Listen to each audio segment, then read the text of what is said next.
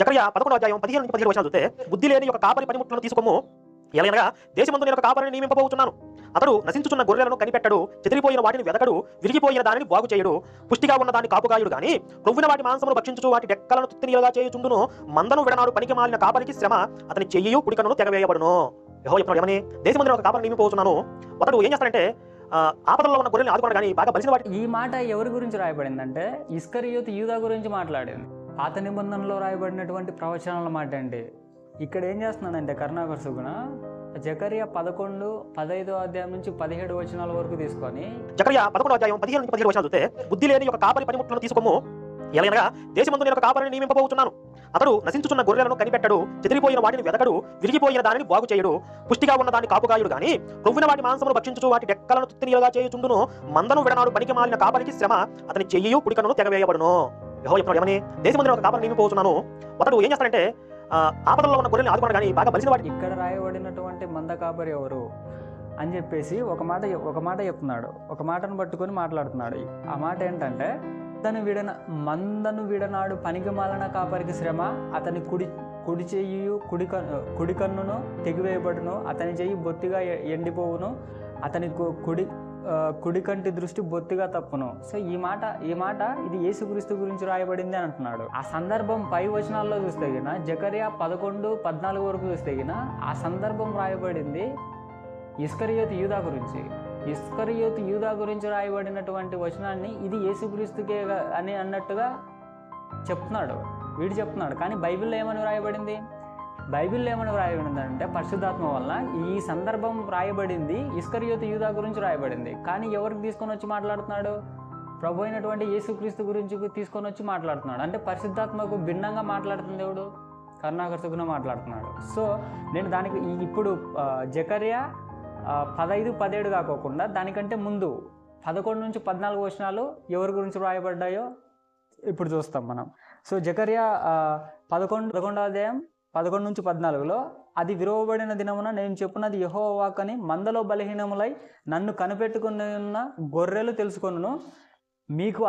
మీకు అనుకూలమైన ఎడల నా కూలి నాకు ఇయుడి, లేని ఎడల మానివేయుడని నేను వారితో అనగా, వారు నా కూలికై 30 తులముల వెండి తీర్చి ఇచ్చిరి. సో ఇది ఎక్కడ జరుగుతుంది? ఇది ఎక్కడ జరుగుతుందో, ఇది కొత్త నిబంధనలు ఎక్కడ రాయబడిందో కూడా, ఈ వచనం ఎక్కడ ఎవరి గురించి రాయబడిందో కూడా నేను చెప్తాను. సో చదవండి. ఇంకా నెక్స్ట్ వచనం, యెహోవా ఎంత అబ్బరముగా వారు నాకు ఏర్పరిచిన క్రయధనములను కుమ్మరికి పారివేయమని నాకు ఆజ్ఞేయగా, నేను ఆ 30 తులముల వెండిని తీసుకొని యెహోవా మందిరంలో కుమ్మరికి పారవేసి తిని, అప్పుడు బంధకమును బట్టి నా 2వ కర్రను తీసుకొని యూదా వారికి ఇశ్రాయేలు వారికి కలిగిన సహోదర సంబంధమును భంగం చేయనట్లు దాన్ని విరిచి తిని. ఈ మాటలు ఎవరి గురించి రాయబడుతున్నాయంటే, ఇప్పుడు ప్రధాన యాజకులకు శాస్త్రుల దగ్గరికి వెళ్ళి యేసుక్రీస్తుని నేను అప్పచెప్తానని చెప్పేసి ఎవరు వచ్చారు? ఇస్కరియోతు యూదా వచ్చినాడు వాళ్ళ దగ్గరికి. యూదా ఏం చేసినాడంటే ప్రధాన యాజకుల దగ్గరికి వచ్చి నేను యేసుక్రీస్తుని అప్పచెప్తా అని చెప్పేసి, మీరు యేసుక్రీస్తుని నేను అప్పచెప్తే మీరు నాకు ఏమిస్తారు అన్నప్పుడు వాళ్ళు ఆఫర్ చేసింది ఏంటంటే 30 వెండి నాణాలు ఆఫర్ చేసినారు యేసుక్రీస్తుని పట్టిస్తే గినా అని. సో అప్పుడు ఆ సందర్భంలో ఉన్నటువంటి మాటనే ఇక్కడ చూడు, మీకు అనుకూలమైన ఎడల నా కూలి నాకు ఇయుడి. ఏమడిగాడు ఇస్కరియోతు యూదా? లేని ఎడల మానివేయడు అని చెప్పేసి వాళ్ళకి చెప్పినాడు. ఏమని? యేసుక్రీస్తుని పట్టించడానికి 30 వెండి నాణ్యాలు నా కూలికై 30 వెండి నాణ్యములు వెండి తూచి ఇచ్చిరు. ఎవరు ఇచ్చారు? ప్రధాన యాజకులు. అప్పుడున్నటువంటి ప్రధాన యాజకులు, శాస్త్రులు, వీళ్ళు పరిసయ్యులు, వీళ్ళు ఉన్నటువంటి వాళ్ళలో వాళ్ళు ఇచ్చారు. ఎవరికి? ఇస్కరియోతు యూదాకు. అప్పుడు ఎంత అబ్బరముగా, నెక్స్ట్ వచనం, ఎంత అబ్బరముగా వారు నాకు ఏర్పరిచిన క్రయధనమును కుమ్మరికి పారివేయమని నాకు ఆజ్ఞేయగా, నేను ఆ 30 తులముల వెండిని తీసుకొని యెహోవా మందిరంలో కుమ్మరికి పారవేసి తిని. సో ఈ సందర్భం మళ్ళీ ఇదేం జరిగింది? రియలైజ్ అయ్యాడు ఇస్కరియోతు యూదా, నేను అప్పగించి తప్పు చేశానని చెప్పేసి రియలైజ్ అయ్యి మళ్ళీ మందిరంలోకి వచ్చి ఆ 30 వెండి నాణ్యాలు పారేసినప్పుడు పట్టించిన ఉద్దేశంతో ఆ దేవాలయంలో మళ్ళీ 30 వెండి నాణ్యాలు తీసుకొని మొత్తం వాళ్ళ ఎదురునే పారేసినాడు. అప్పుడు వాళ్ళు ఏం చేస్తారంటే ఆ 30 వెండి నాణ్యాలు తీసుకొని వాళ్ళు ఒక కుమ్మరివాని పొలంను కొంటారు. పరదేశులను పాతి పెట్టడానికి ఒక కుమ్మరివాని పొలాన్ని కొంటారు. సో ఆ సందర్భం అక్కడ రాయబడింది. సో ఇక్కడ ఈ మాట ఎవరి గురించి రాయబడింది అంటే ఇస్కరియోతు యూదా గురించి మాట్లాడినటువంటి మాట. దీన్ని యేసుక్రీస్తుకు ఆపాదించి మాట్లాడడం అది బైబిల్ విరుద్ధం, వాక్య విరుద్ధం. అది పరిశుద్ధాత్మకు భిన్నంగా మాట్లాడడమే. ఇది ఈ వాక్యాన్ని యేసుక్రీస్తుకు చొప్పించి మాట్లాడడం అనేది. ఓకే, సో ఈ సందర్భం ఎక్కడ రాయబడింది? సో ఇప్పుడు జరిగినటువంటి ఈ మాటలు ఎక్కడున్నాయి? కొత్త నిబంధనలో. అది మనకు కొత్త నిబంధనలో చెప్పడం వల్లే మనకి ఈ మాట ఎవరి గురించి రాయబడింది అనేది మనకు అర్థమైంది, లేకపోతే మనకు అర్థం కాదు. పరిశుద్ధాత్ముడు కొత్త నిబంధనలో చెప్పడం వల్ల ఎవరి గురించి రాయబడింది ఈ సందర్భం అనేది చెప్పడం వల్ల మనకు అర్థమైంది తప్ప మనకేదో జ్ఞానం ఉండి మనకు అర్థమయ్యే ఛాన్స్ లేదు, ఎందుకంటే దేవుని మాటలు ఇవి. సో ఇది ఈ సందర్భం ఎక్కడ రాయబడిందంటే, సో మత్తయి సువార్త 27వ అధ్యాయం 3 నుంచి 10 వచనాలు చదువుతున్నాను. అప్పుడు ఆయనను అప్పగించిన యూదా ఆయనకు శిక్ష విధింపబడగా చూచి పశ్చాత్తాపపడి ఆ 30 వెండి నాణెములు ప్రధాన యాజకుల యుద్ధకును పెద్దల యుద్ధకును మరలా తెచ్చి, నేను నిరపరాధ రక్తమును అప్పగించి పాపం చేసి తినని చెప్పాను. వారు, దానితో మాకేమి, నీవే చూసుకున్నామని చెప్పగా అతడు ఆ వెండి నాణెములు దేవాలయంలో పారవేసిపోయి ఉరిపెట్టుకొనెను.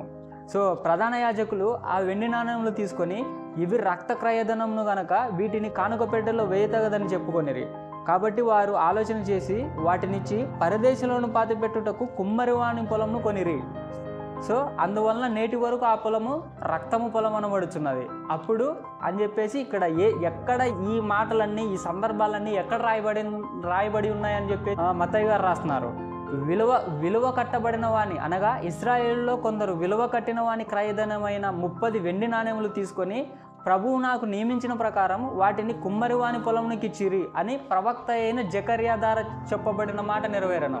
సో ఇక్కడ ప్రింటింగ్ మిస్టేక్ పడింది, అది ఇర్మియా ద్వారా అని ఉంటుంది. సో అది ఇర్మియా ద్వారా కాదు, జకర్యా ద్వారా చెప్పబడిన మాట నెరవేరను.